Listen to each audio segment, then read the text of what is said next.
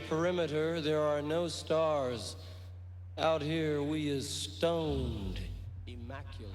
Hello and welcome. This is the C86 show. I'm David Eastaugh. As you know, we love a special guest. This week it's going to be the turn of the Lunachicks because I spoke to lead guitarist Gina Volpe to find out more about life, love, poetry and all that other groovy stuff.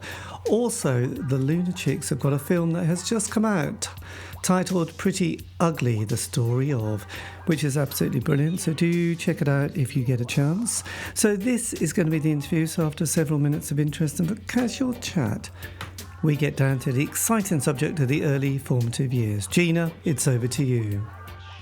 Well, I had an older sister that's your age, and she turned me on to David Bowie. And David Bowie was also one of my first loves. So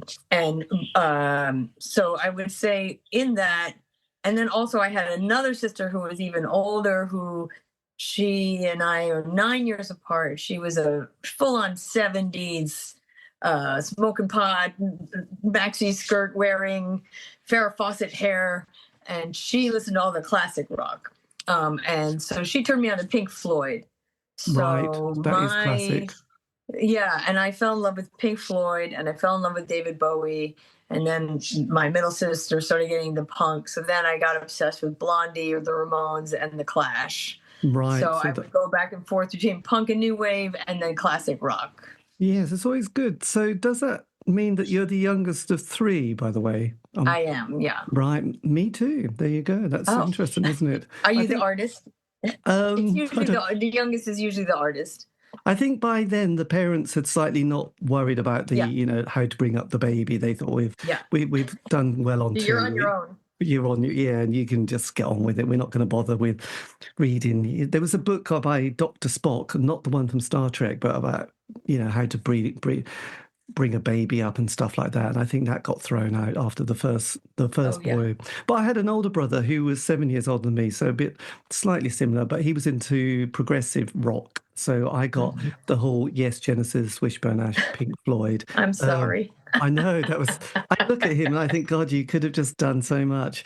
But I used to sneak into his room and play those records with great curiosity and sort of amusement in a way. So, I have to confess, but he did have Elton John's Goodbye Yellow Brick Road and Sgt. Pepper. So I was slightly, again, this was the mid-70s, so there was no cultural context to those albums in the sense that they were classics. It was just like, quite interesting. And I loved lyrics, actually.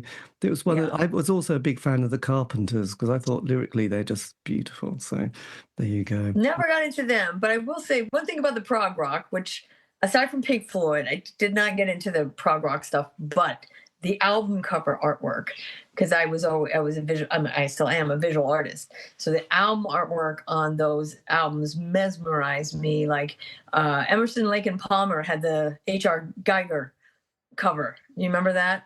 I would stare at that for hours. Yes, because were they done by Hypnosis, this company in London or in the UK called Hypnosis? There was three guys, one of which was a member of Throbbing Gristle, who did those works. So yes, I think they did several of those. There was Roger Dean post albums for the prog rocky people like Yes and Genesis, but then Hypnosis also did a lot of those classic ones in the 70s. Right. That you probably stared Well, there was also the graphic artist who did all the Pink Floyd 70s stuff, and he did Wish You Were Here and Dark Side of the Moon, and he did that famous photograph from Wish You Were Here of the diver in the lake. Do you know the photograph I'm talking about? No, because it's Wish You Were the two guys shaking hands, and it's And there was an insert that came with that with a bunch of photographs, beautiful photographs. And one of the photographs was a diver doing a headstand. So you only saw his legs straight up in the air in this very still water with the reflection of his body. And there's all these really wild, craggy rock formations coming out of the water. And that is a place called Mono Lake. And I've been wanting to go there since I was a child. And I finally went there a few months ago. And while I was there, I was so excited to be there. I shot a music video just on a dying iPhone, but I was like, this place is so cool. I have to shoot something here. So I actually, and I happened to have my guitar with me because I was coming from a gig. So I grabbed the guitar and I shot like an impromptu music video in homage to Pink Floyd, Wish You Were Here.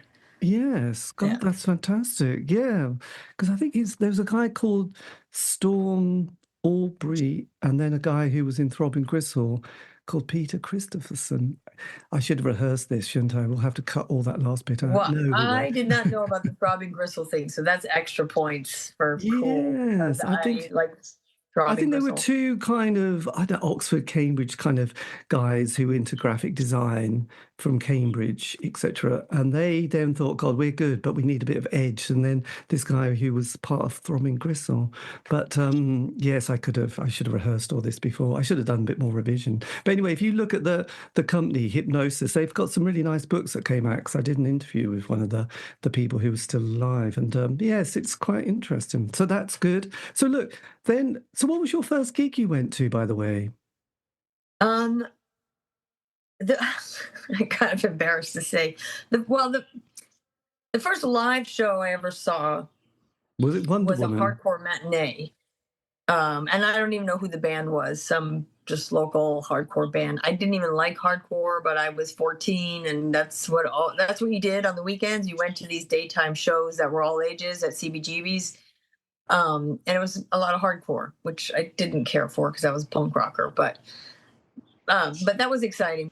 But the actual first concert I went to was I went with Theo, and it was Aerosmith with Ted Nugent at Madison Square Garden. It was Wow, so Ted. cheesy. It was the 80s, and it was so cheesy. But that was the first time I'd ever actually bought a proper ticket and went to a concert, like a proper concert. Yes, my God, that is quite groovy then. So did you, at the age of 16, because in this country can leave school at 16 without any education, or you go on to A levels. Did you leave at 16, or were you 18? 18? So then, Yeah. was that around the mid 80s at this time? So we graduated high school. We were 17 actually when we graduated, 17, 18 when we graduated, and that was 1987. Right, a classic year, one of the great years of music, actually. It was also the year that Smiths had broken up. So with you're obviously the punk rocks there, but did you also get into sort of the kind of British indie scene as well, like, I don't know, New Order, Joy Division, the Yes. Smiths, all those sort of bands? I don't like the Smiths, but I love New Order. Right. I was really into New Order. In fact, that Power Lies and Power Corruption Lies, Power Lies and Corruption. God, it's been so long. That was definitely a soundtrack to my, I want to say, sophomore year in high school. Yes. But I listen to a lot of British music. I love Killing Joke to this day. I still love Killing Joke. I love The Clash. I love the Ruts. I'm trying to think of all the British bands because we listen to we love the Buzzcocks. I mean, the Buzzcocks are still the huge influence on us. Yes. There's so much good music coming out of England, and I have to say, what's happening now? All the bands I listen to now are British. Like, there is a really fantastic wave of British bands happening right now. So there was, yes, I thought I must start to engage. To be honest, I was obsessed with John Peel, who was this DJ that I know you done a session for as well. We did a session, which was very exciting. But yes, when he left us, that really left a massive, like, where do I listen to music? But yeah, in the last couple of years, I started getting into listening to bands, and there was a couple that I've thought, actually, these are quite interesting, rather than going, actually, I'm not quite getting it. There was Wet Leg and also The Last Dinner Party, and I thought, actually, they're quite interesting and curious, and sort of had something about them, rather than just chugging away thinking, actually, this is so they're very good live as well. So I have tickets to see Dry Cleaning in a couple of weeks. I'm very excited. Do you know Dry Cleaning? Yes. I'm excited to see them. I've been listening to a lot of Idols, Dry Cleaning. I'm recently, I can't get enough of Get Down Services. Do you know them? No, the Get Down Service. They're a fantastic band. Been listening to them a lot. Shame. I really like that band, Shame. Fabulous band. Yes, this is good. You guys are killing it right now musically. Oh, that's good. That's always nice to hear, just in case. So with sort of me, that was like very much John Peel, the 80s indie scene, and then sort of I did sort of manage to straddle into the 90s, but by then I was starting to lose it a bit. But this is your sort of moment that the band comes together. So it's kind of very well documented in the film. So was the sort of being in a band everything to you at that point? Well, when we first started, we were in high school. It was more conceptual than it. It took us a while before we actually we technically started the band in 1987, but we didn't actually start playing out until 1988, 89. That's when we really started to become a real band and starting to book shows. And I don't know what we did for the year and a half leading up to that. We just messed around, I guess. Didn't take it too seriously, and we didn't take it that seriously then, but seriously enough that we were booking gigs and acting more like a real band instead of just talking about being in a band. So we were having fun, and I was in art school, and I didn't, I just thought this is something I'm doing on the side, having fun, and I'm going to pursue my degree in fine art and go into the art world. And then some point during the middle of my freshman year of college, that's when we got approached by Thurston and Kim from Sonic Youth, and we got brought to Blast First. Yes, and dear old Paul once we had a Smith. record label, then it was started to really feel like, wait a minute, this is a little more serious than I had been taking it before. Yeah. So that was quite, yeah, because in the film, there was quite an interesting bit because obviously we, at that stage, I say the royal we, but I really liked kind of thrashy punk. I wasn't kind of into hardcore either. I really liked, that sound. I mean, Husker Du was kind of probably one of my favorite bands of the 80s alongside people like the Smiths, because I just thought they just had a kind of a good vibe. But Sonic Youth also with, yes, Daydream Nation was the other one, wasn't it? And Sister and Evil. So they had come along. So it's quite interesting. You met them, and it wasn't a great experience, was it? well, it was actually a great experience to meet them. I mean, we didn't really. I had heard of them, but I didn't really listen to them. I wasn't quite there yet musically on my musical journey. I was still kind of stuck in the punk and classic rock and metal phase. Like I hadn't gone too far over into the noise rock and the new wave, new noise movement or whatever it's called. But it was still very exciting to meet them and to be brought into the studio with them and brought to their label. And we were all very excited about it. I think it was just that when we were recording, because we were so new and we were so young and we didn't know what we were doing, is how we kind of started to learn about ourselves and what it is that we wanted to accomplish. Yes. And then that started to clash with Kim and Thurston's vision for us. So look, but we did have a great time. So I managed to get hold of this in when it came out, actually, which was very exciting. I'm sure everyone does that, don't they? Sorry about that. But yes, but that's pretty cool. You got it when it came out. I'm impressed. Yes, God, I wouldn't buy it now. I haven't even got a turntable. But yes, I wouldn't get rid of it because it's such a classic, isn't it? But yes, being on Blast First, that's Paul Smith's label that had people like the Butthole Surfers in. So you must have thought, God, we've just won the lottery on this one. Oh, yeah. This is just fantastic. I mean, what 18-year-old gets to say, hey, we just got signed by an English record label who puts out the Butthole Surfers, Head of David, Sonic Youth, and the Mekons. I mean, they had a great roster. And our very first tour was opening up for Dinosaur Jr. in the UK. I mean, that was incredible. We were over the moon about it. Yeah. So when you did your John Peel session, that was in 89, though, wasn't it? With Dale Griffin, which was 89 or 90. Yeah, because that was, so you hadn't even got a record released at that stage. Was it before? No, it must have been after. I think it must have been 91 then, maybe. Because I know that a lot of the songs on that ended up being on our second record. Yes. I don't know. They've got the date here. It says transmission. I can't be right, can it? 89. with Dale Griffin, and it had Binge and Purge, Marble Rock, Rip You to Shreds, and Public School Hell. So is that wrong, that date on this website? It may be wrong. It may be, because we went to England for the first time in '89. That was our Dinosaur Jr. tour. That was '89. The single and all we had out was the single. And then 1990 is when our first album came out.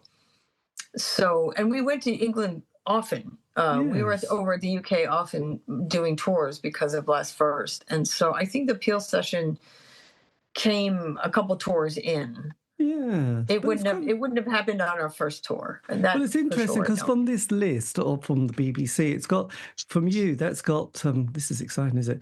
It's got people like Dinosaur Jr. in April, then Pleasureheads in April, then The Wedding Present, Lunachicks, Mudhoney, Soundgarden, Telescopes, and then it's got the Four Brothers who are from Zimbabwe, and then Head of David. So who knows? You'll have to look at that. Yeah, it's memory is faulty. I could be wrong, but I don't remember doing a Peel session on our first time over. Yes, I don't know. It's quite interesting. It does say the only session recorded on the 7th of May, '89. Who knows? We must park that and move on. But anyway, it's let's start placing bets.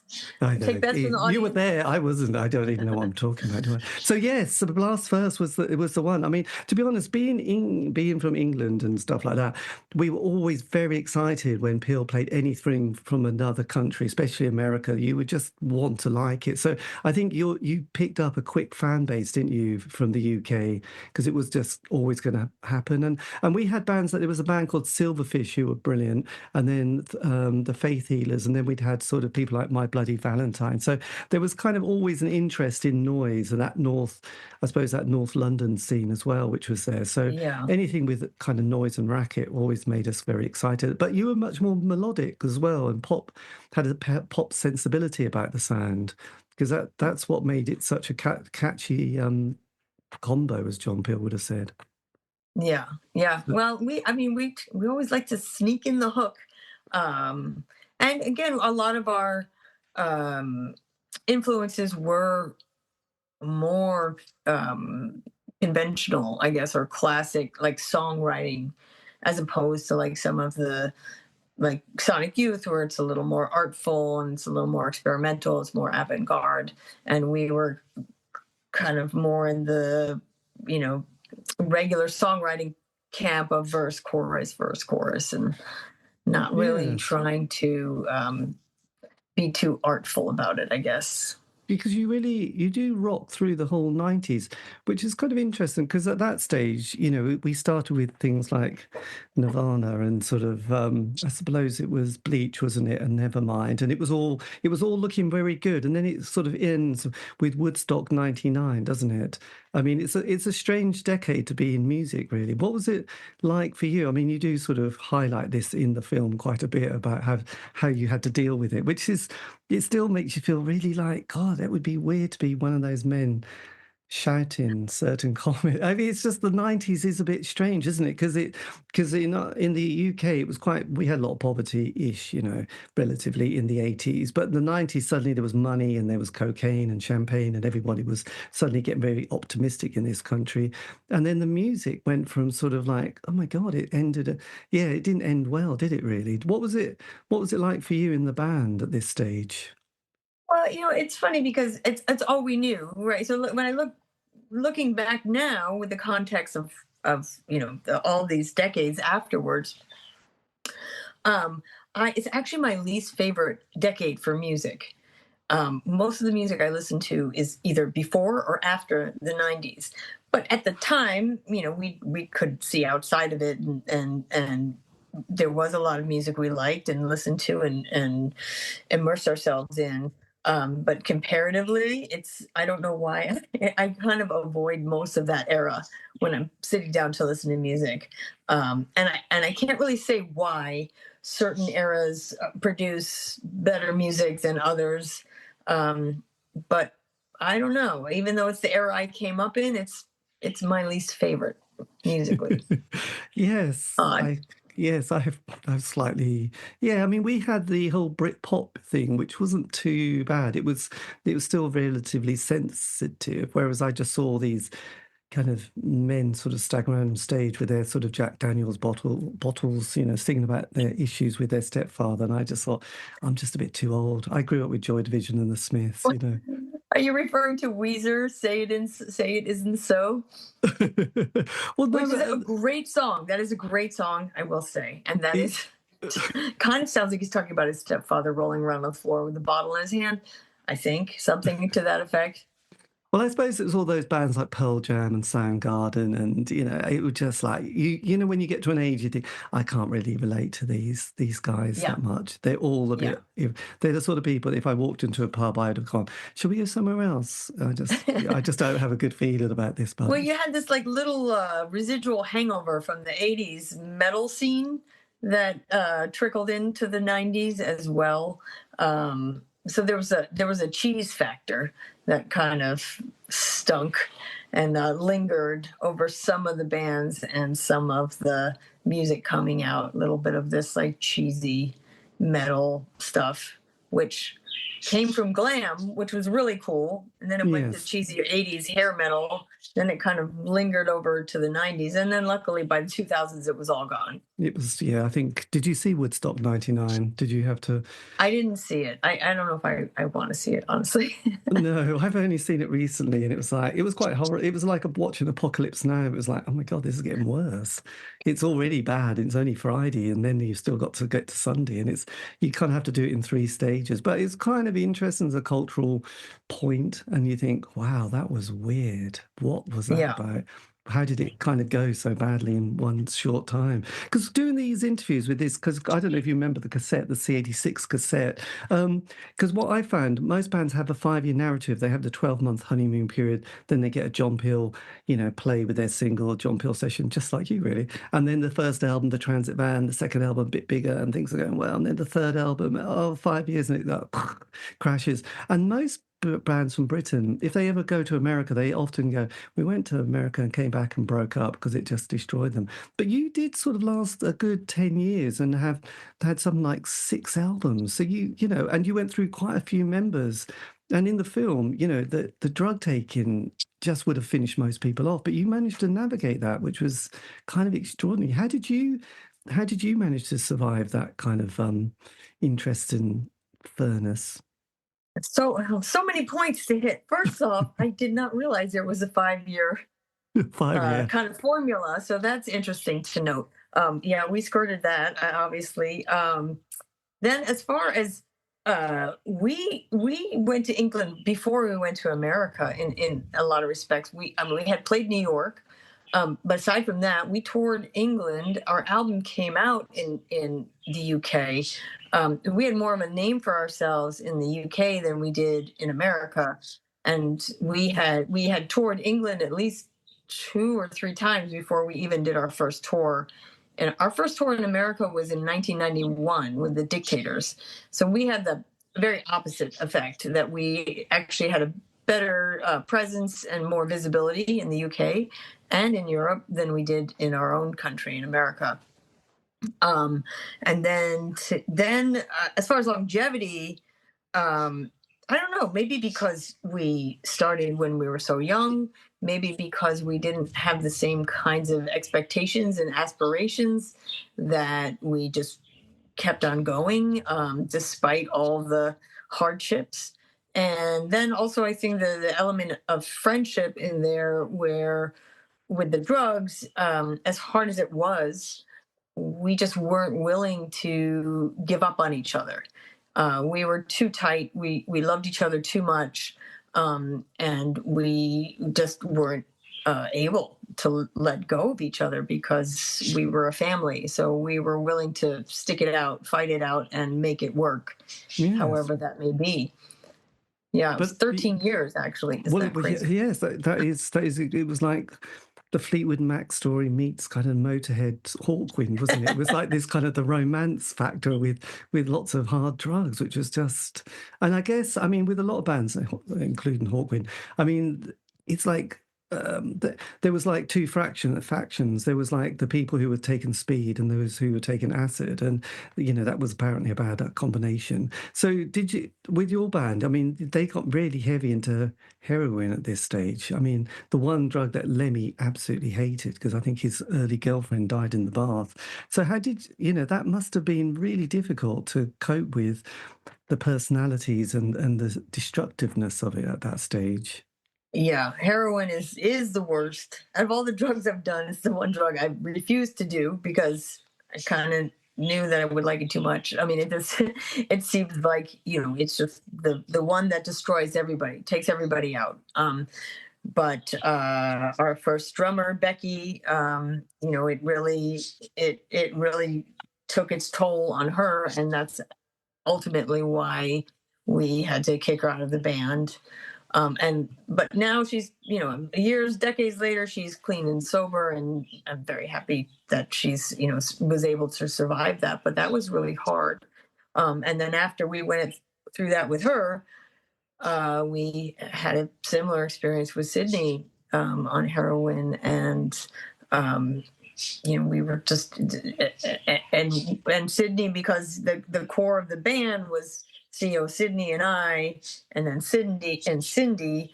That one was even harder, just because, like I said before, we couldn't let Sid go. We just couldn't let her go. We couldn't be a band without her. We were a tight unit, and if one of us goes down, all of us go down. So we had to take action around that, and we had an intervention. But it was years in the making to get to that point, and I think Sid also needed to get to that point of intervention. And we all gathered in a room with her family and actually had a facility lined up in place. And at that point, she was willing to go. God, that's amazing, isn't it? God, it's amazing.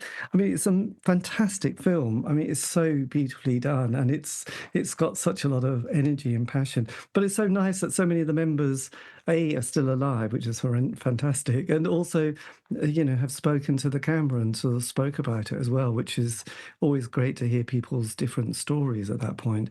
Which brings us, so 99, 2000. Did you feel, because actually the album, God, you did some amazing albums. Actually, they've all got great moments on them. I do love Pretty Ugly, actually. That is just amazing. I mean, they're all really good songs. I mean, the songwriting of the band just got better and better, didn't it? Did you, listening back, did you sort of feel that you just kind of improved with every album? That's how I feel, yes. I mean, because when we started out, we weren't musicians. We were all self-taught. We didn't know what we were doing. And there is beauty in that too, when you are creating from a place where you don't know what you're not capable of.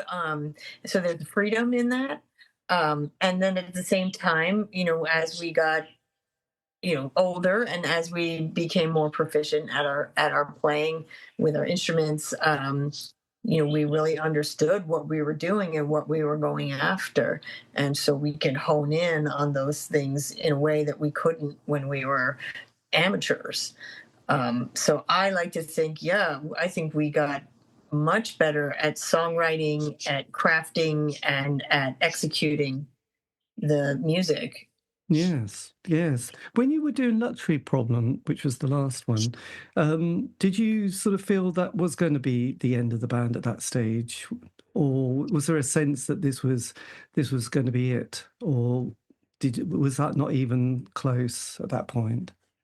I didn't even at the time. It didn't occur to me that this was kind of near the end. I thought we were hitting a new stage, and we were hitting a new level in our career, and we were all very excited and all very proud of this album, and we were doing well. We were at the top of our career so far, so to speak. We had been playing to bigger audiences. It just seemed that we had finally kind of made it to a point where we felt proud and accomplished, and we were touring on that album, and everything was going great. But I had this sense after, maybe 8 months, 9 months after the album came out, and we had done all these fabulous tours, and everything was doing well, but I all of a sudden started to kind of visualize, well, what happens next? And, can we go up one more level from here? Or do we start sliding back downward? And Yes. I didn't want to see that decline. Like, to me, I just thought, let's quit while we're ahead.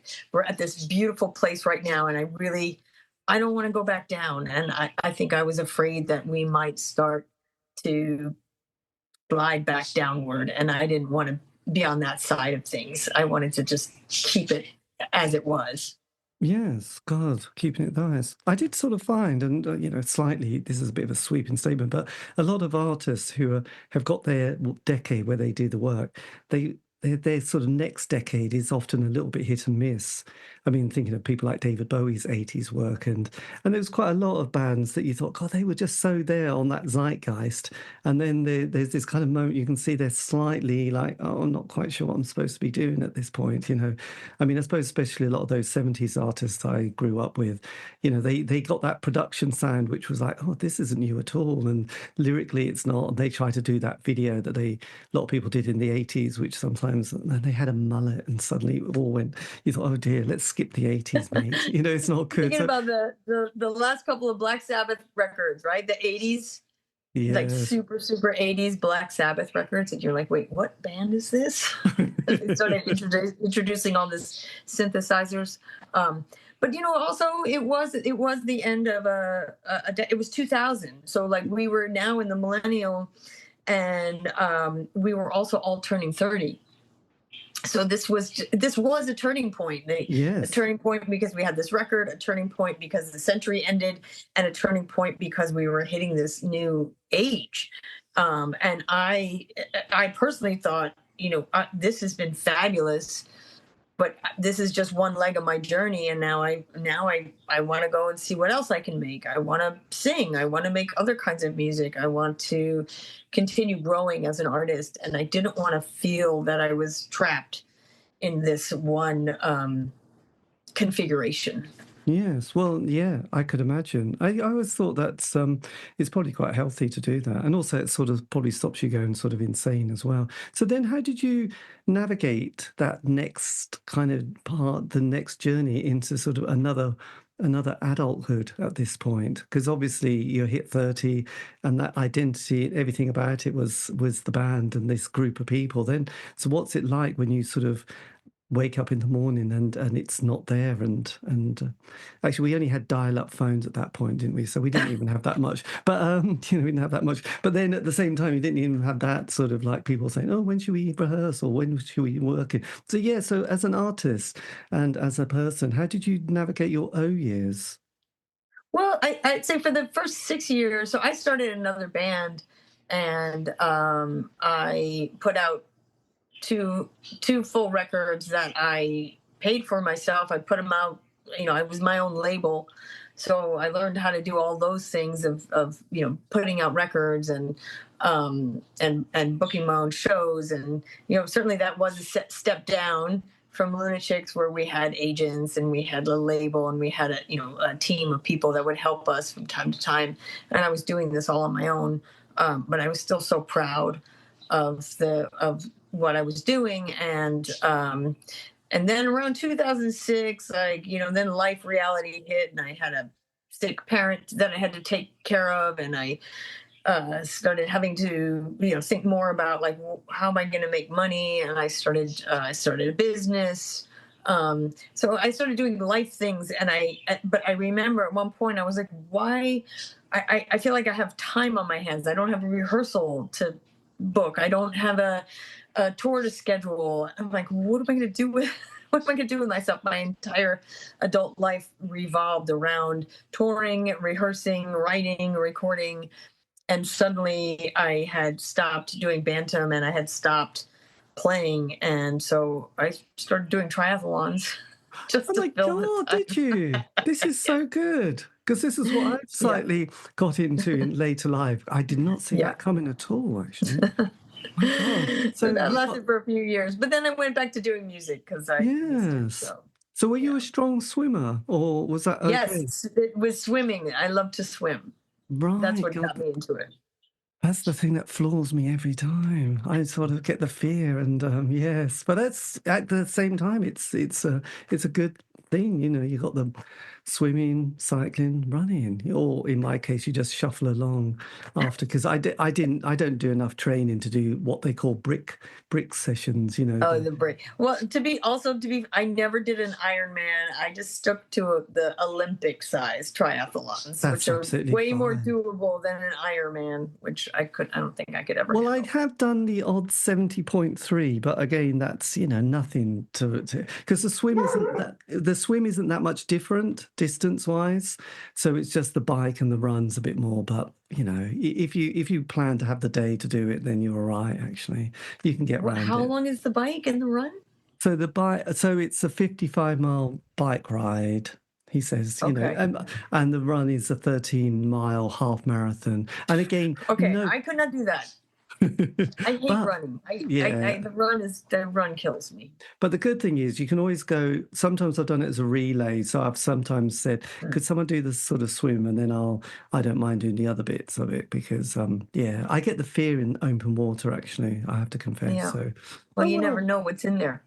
Yeah, I mean, especially if some, I don't know, a bit of I don't know, weed wraps itself around your leg, there's suddenly that, oh my God, I'm not feeling this. Do they swim in the Thames? They do, yeah. They had the Olympics in the Thames, and then, but we do it in a lake, and again, I have to wait until the temperature is up to 18 or 19. Otherwise, I can't get the breathing going at all because it's just too cold. I start hyperventilating. It's fascinating, I know, but yeah. So, are you still swimming, by the way? Um, Barely. I was on a swim team, but then I moved to Brooklyn and I just started missing rehearsals and rehearsals, practice. And I know, yeah. You should see how ingrained that is in my brain. No, it's been a while. I miss it. I used to do open water swimming too. But I don't know. I just kind of fell off and I don't have a pool anymore. So that really makes it hard.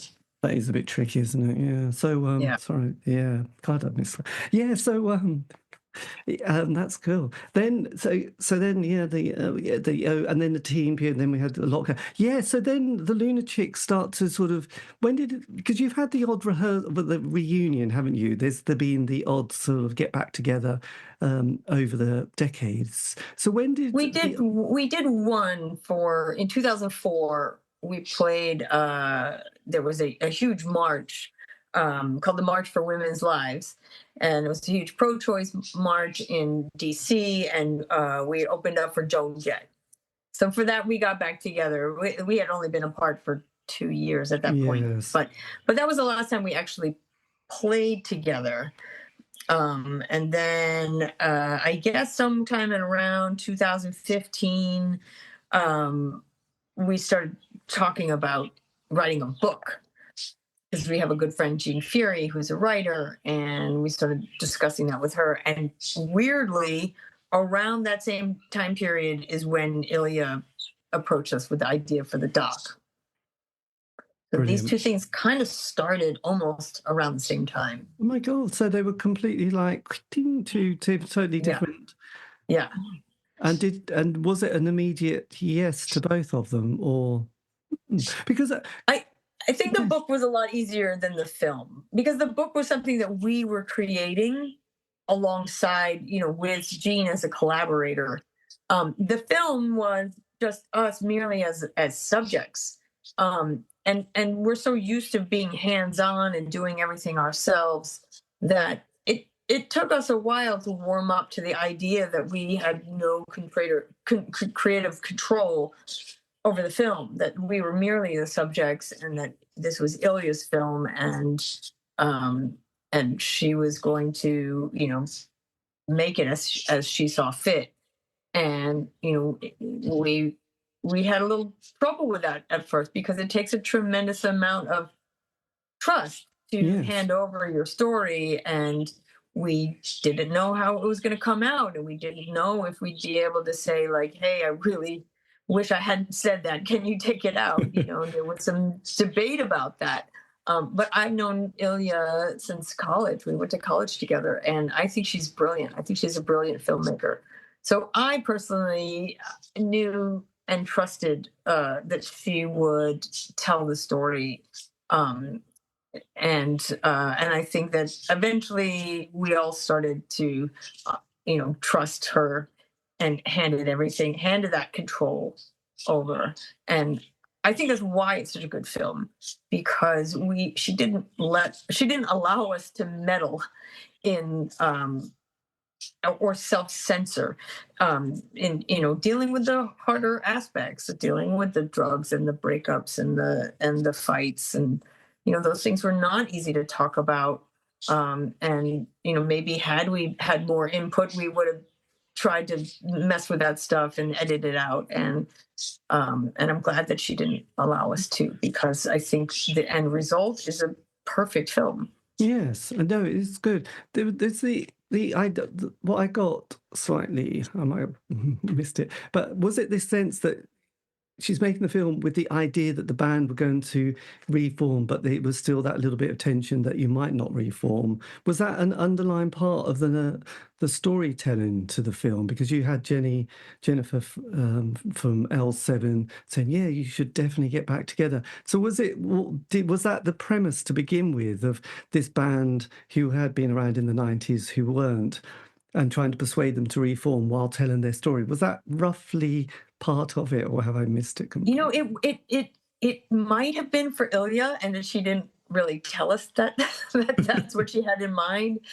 For at first, for all we knew, it was just a documentary about the band. Um, and then slowly she started introducing this idea of us playing together, and I think at the time it was still kind of foreign to us, and we were really on the fence for a long time about whether or not we were going to play together. And at some point, I remember we were discussing, we're like, well, if we don't play, Ilya's not going to have an ending for her film, so we better book a gig just so that Ilya can finish this film already. So I think it did help push us to get, back together and do some live shows. Yeah, because there's a lot of love, and considering the amount of history you had and the age as well that you were, we don't, when you're 20, it's tricky, but being in a band and having that pressure and every day having that amount of energy and possibilities and things changing so rapidly, which is very unusual. You don't get that in an ordinary day job, do you really? So, to sort of navigate that. But within the film, there is that lovely scene of you still all sort of hanging out together. And I know Becky's being filmed in her place, but again, she takes responsibility for her stuff and talks about it quite openly. And it's just, I suppose it's really nice, and Sindi as well, and everybody just has a charming love for the band. So doing the book and the film, did it feel like a lot of processing and therapy that went on for you and each other at that stage? Definitely. I mean, especially with the book, because we would all get together at Jean's house, and she would put out a load of snacks, and we would just hang out and talk and eat snacks. And Jean would tape record it. And so that's how a lot of the book came about, was just us hanging out. And so it was a really nice excuse for us to get together on a regular basis. And the same with filming with Ilya, although a lot of times we did our interviews separately. But there were definitely scenes where we were all together and filming, and it was again another way for us to be with each other and hang out, even though we hung out aside from the book and the movie. But these things being on the schedule really made sure that they happened, and that we could count on some kind of continuation of being able to hang out, and not some nebulous, like, well, let's hang out, and later on we'll make plans. Like, no, you actually are hanging out every Wednesday, every 2 weeks or whatever it is. So that was really nice to have. Yes. We really had fun doing it. I would imagine. And at the same time, you also putting out quite a lot of music as well, weren't you? Doing the projects as well. You put I out still am. Yes, this decade has been very prolific as well. So you were also recording your kind of solo album as well as doing these other two projects. So you were sort of, have you just had an amazing new sort of, wave of sort of energy and focus at this point? I think so. I mean, even before that, I was doing stuff that was just maybe less visible. I did a lot of music for film. I wrote a musical. I was, and then I was working on the musical for a few years. We went up a couple of times on off Broadway, and then after that, around I guess it's been 2017 was when I first put out my solo EP. And then I put out a bunch of EPs and singles. I just kept releasing singles, and EPs and videos. I learned how to edit. I learned how to work in motion graphics. So that was really fun, doing the visual component to all the recording. And then I put out a full-length album about a year and a half ago. This is Delete the World. Yes, Delete the World. And I'm in the process of writing for the next. My God, I hope to get recording soon. Very exciting. When because I know because it was quite strange when I started doing these interviews in the late 18, 19, there wasn't that much interest in there hadn't been that much documentation or books or exhibition and films and stuff. But in the last few years, there's been this incredible amount of work. I mean, everyone's writing their memoir now, aren't they? And there's a lot of films which have been good. And do you have sort of a theory or an idea of why that is the case? Is it just because it's that time that people start to want to archive it? Or, I mean, what's it like for you sort of suddenly realizing that you've made these two projects and then think, oh my God, so is everyone else? This is quite extraordinary. Well, I think I do think it's a generational thing, right? We get to a certain age, and we're all Gen Xers, and we, maybe are, I don't know, are we confronting our mortality a little bit more, or are we able to really enjoy having a look back on our coming of age stories and our youth? A lot of my friends have their kids have grown and are now leaving the nest, and they have this newfound time and freedom to go out and see shows again, where they didn't do that for the last 15 years because they were raising kids. So it might have something to do with that as well, because there is a resurgence of all these bands that I used to love playing reunion shows. I just saw Gang of Four last year. That was incredible. Yes. And I even got to sing on backups on I Love a Man in Uniform. That was really cool. So I do think there's a resurgence, and there's obviously a market for people looking back, our generation, looking back on the 90s and all the things and the bands that they loved. Yes. And sort of on your website, you've got your, different pages, you've got your artwork. So when did you start sort of becoming such a serious artist? Was this something from school or college, so when did this sort of passion come? Because it's very technical and very graphic. I was always an artist first, and actually I met Theo, and both Theo and I were in art school when we met. And I always thought that would be my trajectory, that I was going to go into fine art and be a painter. I even got a scholarship for painting in Maryland. And I didn't go to Maryland because the girls were like, well, we just started this band. Maybe you should stick closer just in case. And I'm so glad I did. So I went to art college. I went to SUNY Purchase for visual art. I only lasted there a year because at that point we had gotten signed, and I figured I'd take a leave of absence and I would come back. I really thought I would come back to art school. I never did. Shocker. We were having too much fun on tour. Yes. So I did illustration. That was like one of my side jobs. While we were touring in the 90s, I would take illustration jobs, but I was always drawing. I did a lot of artwork for the band. And then I went into, and it's kind of what I still do now, is I went into scenic painting. I worked in film and TV as a scenic painter. Right. And now I have my own company. I do decorative painting.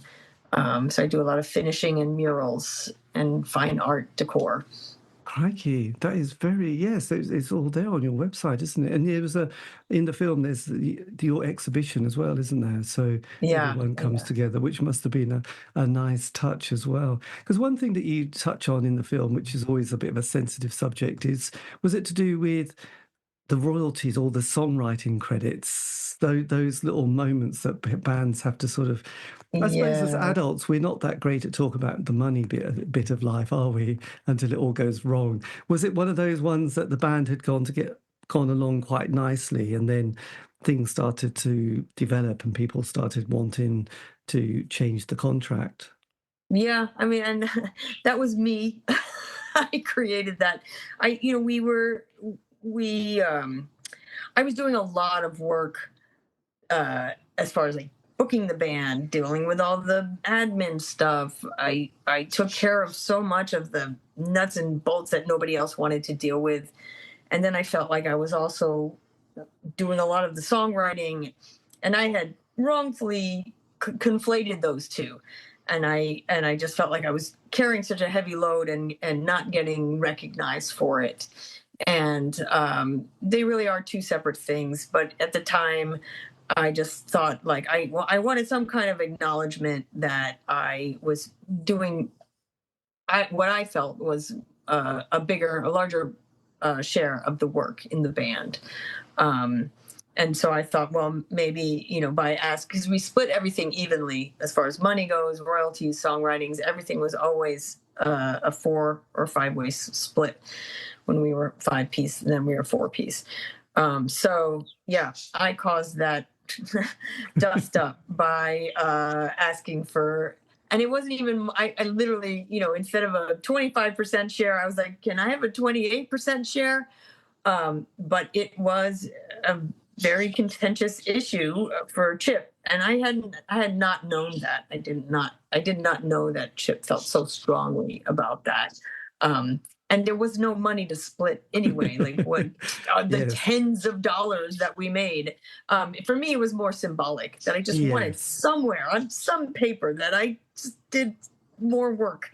And yeah, that was just a catalyst for a big fight, and it's a shame. But Chip and I are still dear friends. I mean, we definitely made up after that, but at the time, that was a very contentious issue and caused a break in our relationship. These little things happen, don't they? It's hard to know, because when you're starting out, it's like, right, before we start doing anything, let's get the legal side sorted out. No one's ever going to do that, are they? In the history of music or creativity, it's like, we haven't done anything. Why are we worried about the contracts? Right, exactly. This isn't going to last more than a couple of months, and obviously, do you really care about that extra 30 cents? It's really going to make a difference, but yes. So then again, you never know. You never know. Yes, I know. And yeah, I mean, as I mentioned, I love the Smiths, but that was one of the things that killed them, was also their lack of management as well, and a very difficult front man. So it was always going to fail. I have to say, I don't know anything about the Smiths, was never a fan, but this past September, we played the CBGB's Fest with Iggy Pop. And the act that went on right after we did was Johnny Marr. And he was fantastic. And I was like, okay, I've been bagging on the Smiths for too long, because he was amazing. And now I have newfound respect. Oh, that's good. That's good. Yeah.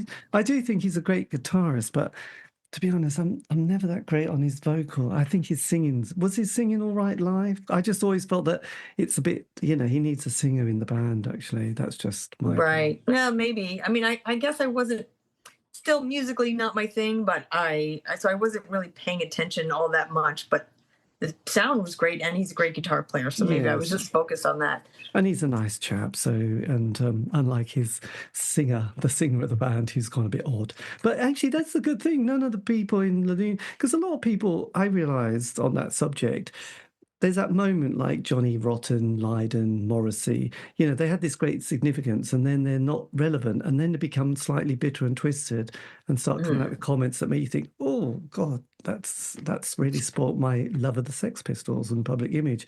I mean, luckily with the Lunachicks, no one's gone odd, have they really? No one's MAGA. Basically. I don't think we would allow that. Yeah. But it's always a bit surprised. You wouldn't imagine Johnny Lydon saying, I love Donald Trump. And you go, yeah. I know. Right. I'm trying to think of who there, because there have been some surprises. Well, you see what happened to Gwen Stefani. Yes. Yes, that's an embarrassment. Who else? I don't know. There's always a few people that pop up and you're like, really? Yes, okay. It was like, and then you look back at some of their lyrics and think, oh, it was there, wasn't it? But I just, I had ignored it slightly. So what is the state of play now with the book, the film and the band? Is it still, are you still doing the occasional tour or gig if you need to? Yeah, I think, we did we did discuss with our agent about this summer because we would like to hop on some festivals and play some shows this summer. So hopefully something will come up and we'll be able to, hit the stage for a few things. I don't think any of us are particularly interested in stuffing ourselves in a van and going on a van tour. But if, there's a few shows here and there and it's fun, then we'll do them. Brilliant. Because at this point, we're just out to have fun. We're not out to prove anything. We're not out to make money. We just want to have a good time. So if it's a good gig, we will play it. Yes. Well, it's, and it's great seeing the lineups. And have you visited or even done one of those talks at the Las Vegas Punk Bowling? No, not the Punk Museum. Yeah, we have not done any talks, but my guitar is up in that museum and some of Theo's outfits. One of the drum heads I painted are up on display. So that's pretty exciting. So, at some point, if when we're out west, I would imagine we would, but we haven't yet. Right, God. I have visited. It is amazing. There's a lovely bit with Lemmy's guitar and hat and in the corner. It's just, I love Motorhead as well. So it was a bit of an added bonus, really. So it's worth a visit, but I'll have to, there was a lot of stuff, actually. I was a bit sort of overwhelmed by it. So I'll have to make another visit one day and have a look at your guitar. So there you go. So so this year then, have you got any solo shows coming up as well or any other bits in the, because did you say you would be releasing, because actually that was really nice, Peter Gabriel was releasing a single on the full moon every day this year, and did you say you were releasing a single every day? Not every day. That would be a miss. I went through a period where I released a single per month, so that was pretty cool. But no, I have started writing and recording demos. And I'm not quite sure what, if I'll just release it as a full album, if I'll release it in bits and pieces. I'd really like to do more video work and do a combination, song, video. So maybe it's going to be a little bit more conceptual. Yes. I haven't decided yet. I think it's usually like that for me. I don't quite set out to do even Delete the World. I wasn't like, I'm going to make an album. I just started recording songs and then I realized, hey, this is an album. I'm going to make an album. So I kind of let the process dictate what the outcome will end up looking like. Is it easier when you're thinking this is your solo album rather than writing for the band? Sure. Because I can do everything at home. That's pretty much how I write. I actually have Sid's bass. That's where I write all my bass lines. And I record everything here before I go into the studio. So I have it all worked out, in my home studio. So in that way, just practically it's easier because I'm not having to go into a recording studio to, write with other people or wait for their parts to come in, or, I can do this at 4 a.m, be like, hey, struck by inspiration and record it right there and then. This is very good. I've really loved listened to your your last solo album. It was just this is fantastic. So I'm so glad to hear that. Thank you. No, it's good. It's good. I sort of missed the fact that you'd done a few albums after the Lunachicks. That was bad on my part. I should have checked that out. Bad. Was it Bantam you mentioned? Called Bantam, yeah. Right. Okay. I will have a listen. Yes. That's a shocker, isn't it? But look, thank you ever so much for your time. This has been amazing and lovely to hear your birds chirping in the background. I hope that wasn't too loud. I forgot to close the door. Are they budgies or parrots? Yes, I have 2 budgies. They're my rescue budgies, and every time I have the speaker on, if I'm on the phone, they just start chirping, and I have to remember to close the door, which I forgot. So hopefully, it's quite. It doesn't nice. sound like I'm in a rainforest right now. No, I did. There was a guy. I think it's Steve Wynn, not the guy who had the hotel in Vegas, but the musician Steve Wynn. Was it Dream Syndicate or something like that? He lives in a shack around the Joshua Tree, and it was just all these little birds out on the bush squawking away. It was very sweet, actually. I quite enjoyed it. But yeah, they ended up in one of my songs actually, because I was singing a demo in here with the door open, and they started squawking, and I just left it into the vocal, and I put some crazy effects, so nobody would actually know that those are birds, but there are birds on one of my tracks. The essence of your budgies are there. But yeah, well, look, this has been fantastic, and like I said, it's been a long journey, hasn't it? It's kind of interesting, and it's just brilliant to. Yes, like I said, I watched the film twice because I was so mesmerised by it, and also I think I missed a bit on the first time, really. And well, I'm so glad to hear you like it. I think we're all very proud of it, even though we didn't make it. Ilya made it, but I think she did a fabulous job. It's just nice. I know when Martin Phillips from the Chills, they did a film of his band, and he found it kind of like quite sobering when he heard how the other members of the band felt about it, because it was very much him as the band, like Marky Smith and the Fall. So he found it a bit like, oh my God, hearing how people were affected by his behaviour at times and his kind of drug taking. He found it quite challenging but interesting as well. So yes, if you get a chance, there's a lot of good films at the moment.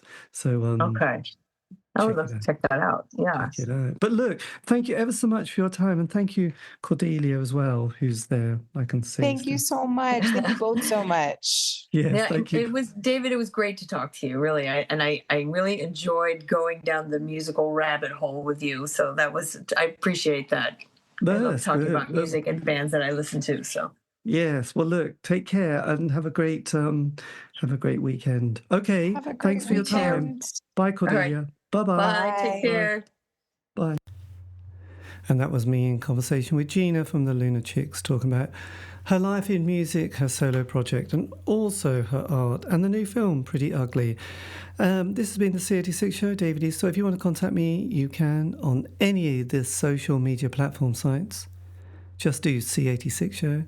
In the meantime, have a great week. Stay safe.